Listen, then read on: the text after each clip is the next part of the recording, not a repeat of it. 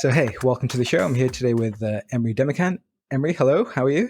Hi there, Sanj. How are you? Emre, this is going to be a really interesting conversation. So, you've had over 2 decades in the sort of recruitment space, and you're now in recruitment technology. You started your career actually in China, and then you worked your way into Microsoft in China, and then you moved to the US, working for Microsoft still, and you only left there not too long ago. And you were very high up in recruitment, and that was your tenure. I think it was well over a decade. What was it? Something like 14, 15, 16 years, Yeah, Microsoft? it was about 14 and a half years, but I wouldn't describe myself as very high up, to tell you the truth. Okay. Okay, no worries. I'm describing you as very high up.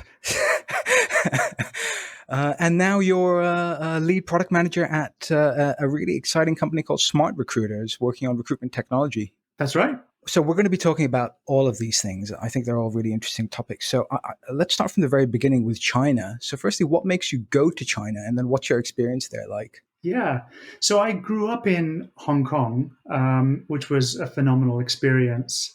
And after going to university in England, I came back to Hong Kong to start working. That was just right around the time of the Asian financial crisis.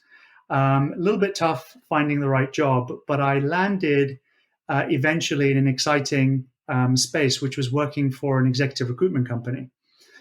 So we did, it was referred to as headhunting as well. So I got into recruitment, and it was a British firm called Antal. And one day, the gentleman who was running the Beijing office, he quit 7 months after setting up that office. I was tapped on the shoulder and asked whether I'd be interested in going to China, to Beijing, to take over that office and running it. And at this stage, I was only a couple of years out of university, right? I didn't have substantial experience. But I thought the opportunity was really exciting. I'd never been to Beijing before.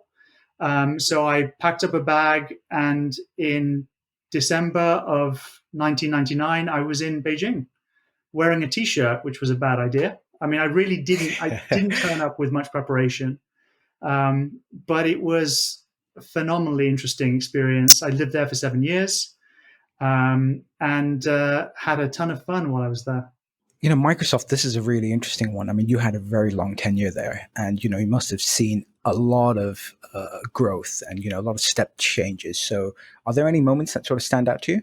When I first joined the company, I ran their recruiting team in Greater China. So that included China, Hong Kong, and Taiwan at the time. And that was a very big learning curve for me. I joined a company that was growing at like 700 headcount per year.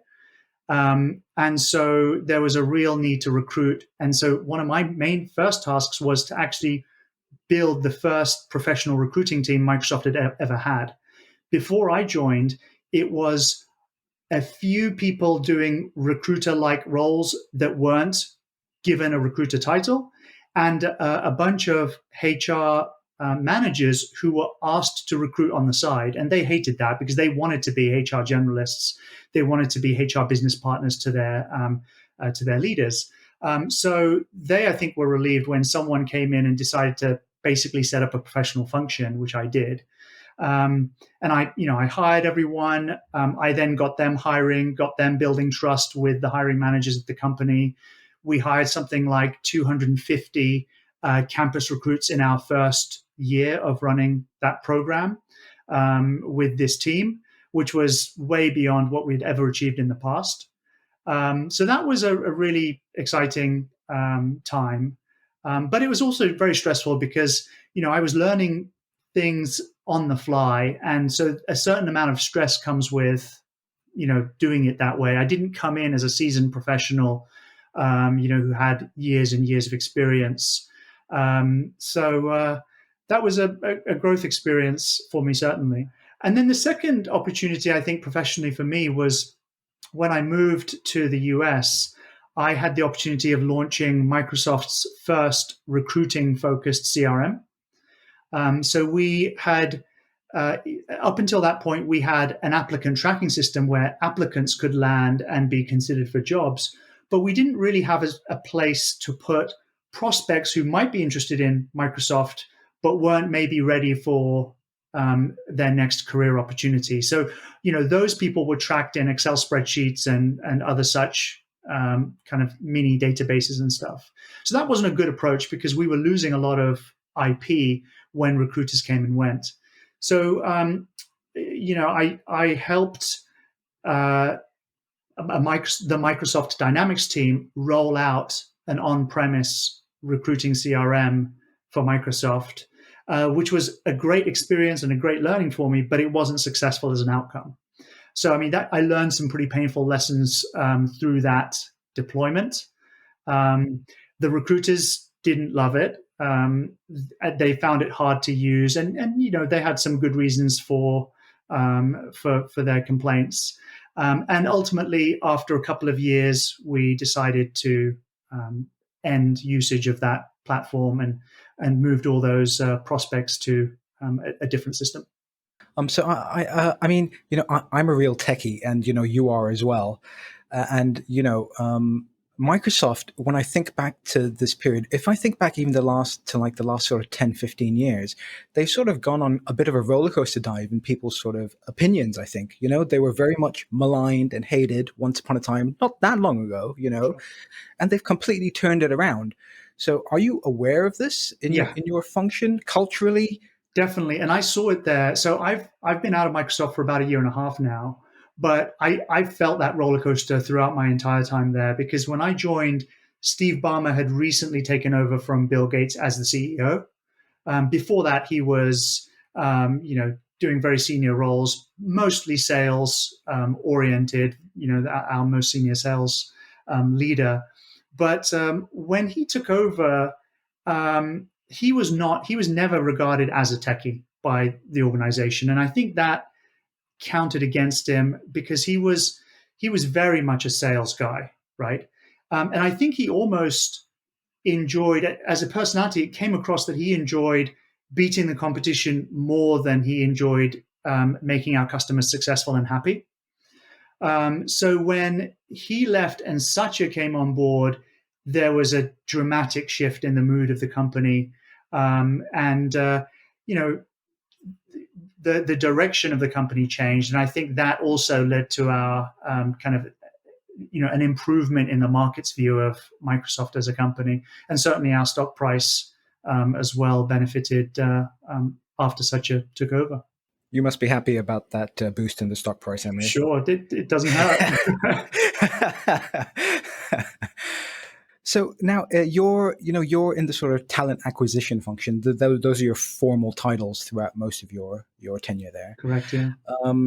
How involved are you with business decisions, and how aware are you of things coming down the pipeline? Because big things need to change, teams need to be formed, expansions need to be made. They need specific people for that, Yeah, and they come to you for that, don't they? sure. So I had that experience in those years in China. Um, and so typically, as a recruiting leader, um, I would be informed of new things that we were working on, new teams that were being formed. And sometimes we were asked to be either vague about, that information, so that we didn't give too much away to the competition, to the market in general. Because definitely, one way of trying to understand what companies are doing are to look at the details of their job descriptions. They tell a pretty interesting story if they've not been vetted well. So we would do that. We would be forming new teams, and sometimes the recruiters would be somewhat vague, or we would basically say, well, we were considering you for this type of role, but actually there's this other new team which we want to tell you about more, especially with the people who were kind of getting closer or had received an offer. So there was some amount of keeping certain things a secret. That's a really interesting point. I never actually really ever considered that, especially at Microsoft's level, you can't be too public about the inner details, right? Sure. Yeah. I mean, there are teams there are recruiting teams out there at companies that have individuals look at all job descriptions ready to go out to make sure there isn't something sensitive in there that we can't share. So there's sometimes there's that level of checking that happens. I'd like to move on to like diversity and inclusion. I know this is a big part of your DNA, and it's mine as well, right? But you know, if you look at us, we're probably the typical face of tech. Especially if you went back, 10, 20 years, it would be just guys that looked like you and I, right? And that's very much changing now, and I feel like tech as an industry is very much on the forefront of that push. So at Microsoft, when does that come into play? And do you feel like Microsoft were ahead of the curve on this one? Yeah, I think there was some bits that Microsoft were ahead of the curve on, but other things not so much. So the things that the company was great at doing, and this was back in maybe 2011, 2012, the company started um, disclosing gender and other realms of diversity data to the market and saying, look, very openly, transparently, here's where we are. And we know it's not a good place to be, but we're making efforts to move the dial. Whereas, companies like Google were a lot less transparent with their actual diversity information. So I think I credit Microsoft for the way they handled the data element, because I think that the fact of just mere transparency kind of helps people at least start paying attention to the problem and finding solutions to it. They also were very good about tying senior executive pay to diversity goals and targets, which is also a smart move.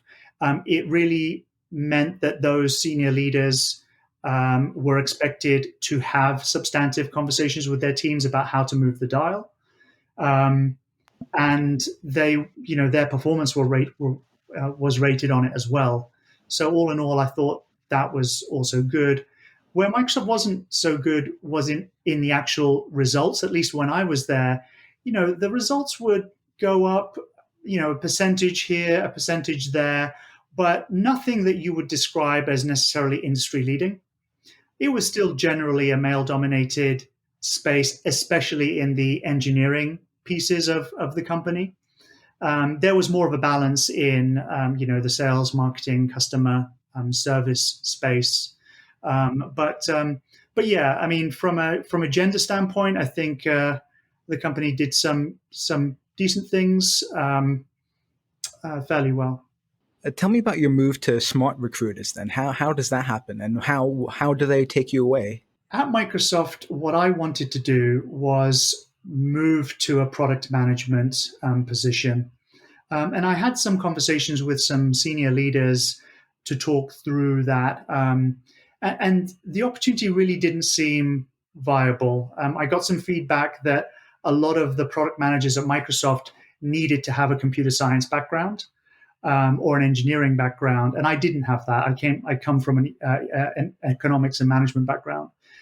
So the thinking was there's a bias within the company, right or wrong, that engineers don't want to spend their time talking to people they didn't see as sufficiently technical. So at that point, because I realized I wanted to get deeper into product management, I thought, okay, well, I've got to start looking outside of the company. Smart Recruiters was on the top of my list of companies to talk to because I had actually helped Microsoft consider Smart Recruiters to become a vendor of recruiting technology for Microsoft while I was at the company. So I knew some of the senior leaders. I knew the direction they were taking their technology. And I also felt that they were a company that were going to do well in the future. So that's how the conversation started with the head of product management at the time. Did you ever consider becoming more technical? Did you ever consider like learning how to code or about architecture or whatever it was? I didn't really consider that a direction I wanted to go in. Um, I love the solving of a business problem, but I didn't want to be the person actually doing the coding. That wasn't an area of passion for me. I'll take a class every once in a while to understand key concepts that'll help me do my job better. But I didn't want to take that leap towards becoming a coder. So let's move back now to smart recruiters. This is a really really interesting company, and like you mentioned earlier, you're now working in the recruitment tech space. So I mean, like, as a developer or manager or whatever you may be, you send off your CV and you kind of expect that, oh, there's going to be a human at the other end. They're going to read it, but then what we don't realize is that there can be many different layers in between that transmission, right? Sure. So where do smart recruiters sit there, and what are you trying to do with the product you've got? Yeah. So we provide a product which helps our customers, run their recruiting function with the technology they need. So it includes applicant tracking. It includes the career sites that customers can use to advertise their open roles. It includes AI capability to help customers discover the best fit applicants from the pool of talent we have. It includes candidate relationship management technology, CRM, so that we can do do good things with prospects and silver medalists. So the company has a wide range of capabilities that it offers the market. So the company and the market generally is heading towards a higher level of automation always, right? So the more that we can help recruiters eliminate steps in the recruiting process, make it as efficient as possible. Like I mentioned, maybe use AI to help identify and match the right profile to the right job. Those are all things that we're very interested in solving. Those are problems we're very interested in solving. And of course, in some ways, we're also very interested in moving to a role where companies can recruit without necessarily needing a dedicated recruiter. There's so many ways of solving these problems. So we're really kind of deep into exploring all of those ideas. Yeah, that's really fascinating stuff. Especially that this intersection between AI and recruitment, and freeing up man hours. Um, Absolutely. and making the process better for everyone. Now, you don't have to answer this. You may not be able to answer this, but like, to what extent do machines filter out applicants before they even hit a human? Companies use various techniques for this. There's a number of kind of various techniques out there for this. A common one is to use, what we term as knockout questions. So, as part of any application process, you may submit your resume, you may fill out some details about, your email, how to be contacted, etc. And then typically you may have some questions on the second part of that application, which are knockout questions. So, for instance, these should really match the basic requirements of the job. So, if a job requires 3 years of C++ coding, then a typical knockout question may be something like, do you have at least 3 or more years of C++ coding? Yes or no. It's a binary yes or no answer. And if you answer no, then the customer can set up the system so that your application is automatically rejected as a result, right? Right. Mm. So there are mechanisms like that are quite in use, but I think we're a little bit a ways from an AI bot that is making all the decisions and deciding who moves forward and who doesn't. That is not where we are today. Okay, interesting. Because I've seen some products out there, which say they sort of mimic some of the recruitment technologies out there, and it'll give you a sense of how high or how low your CV, for example, scores. Mhm. On a generic system like that. Yeah. I don't know if you come across those kind of things. Yeah, I have. Those kind of match scores. They are available. They do rely on AI, but oftentimes that technology isn't used to automatically weed out applicants. The match score may be suggested by the system, And a recruiter or a hiring manager may look at that information as an input, but it's oftentimes not the key determinant of whether a candidate progresses or not. And I think that's a bit of a misconception in the market, because a lot of people think, oh, the technology is making all the decisions, and that's not necessarily true. One other thing I really like about smart recruiters is, the kind of focus on impartiality in recruiting. Absolutely. I don't know if you can tell me more about where that comes from and how you make it happen. I think removal of bias is a really important goal for the company. And it's certainly important from what we're working on in product management as well.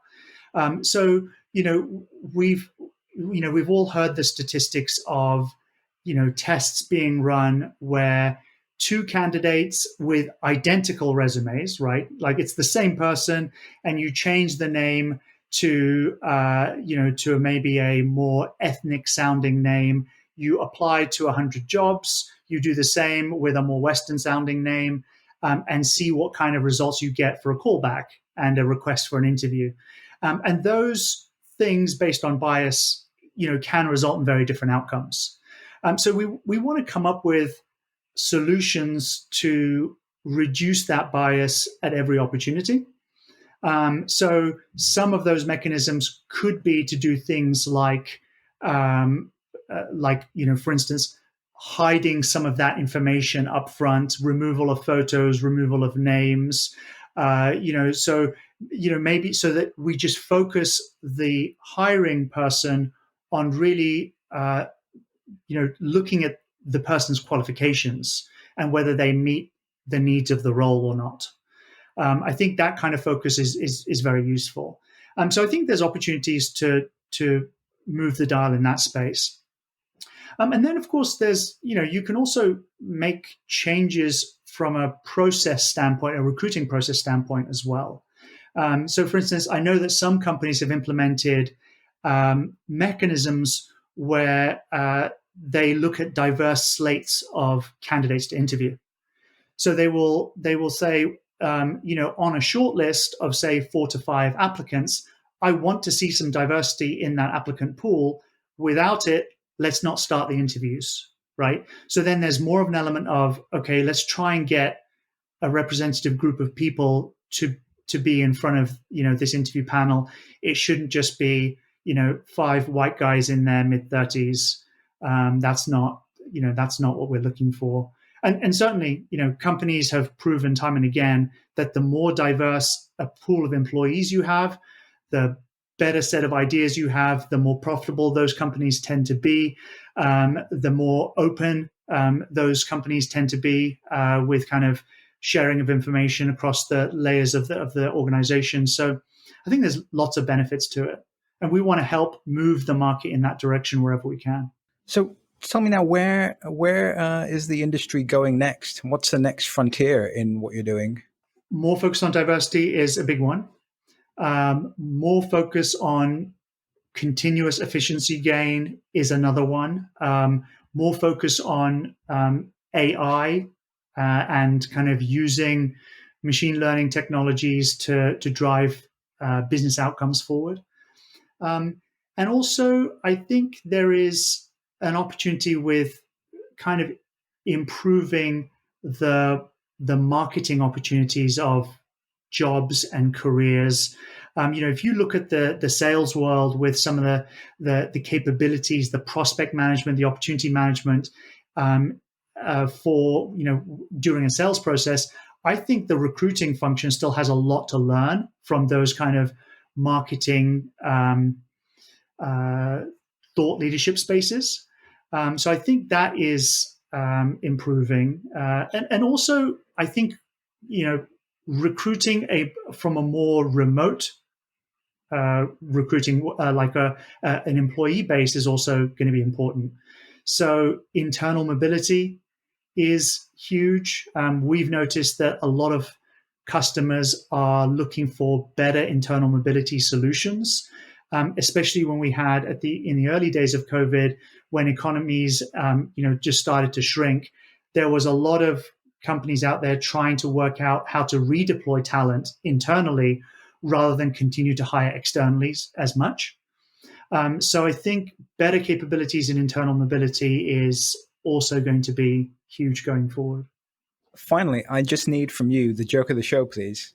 Bono and the Edge walk into a Dublin bar, and the bartender says, "Oh no, not you two again."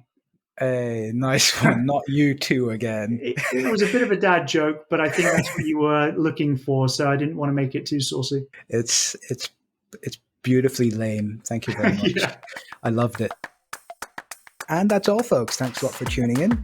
For more info, for questions, comments, or feedback, please head on over to aheadintech.com and don't forget to subscribe.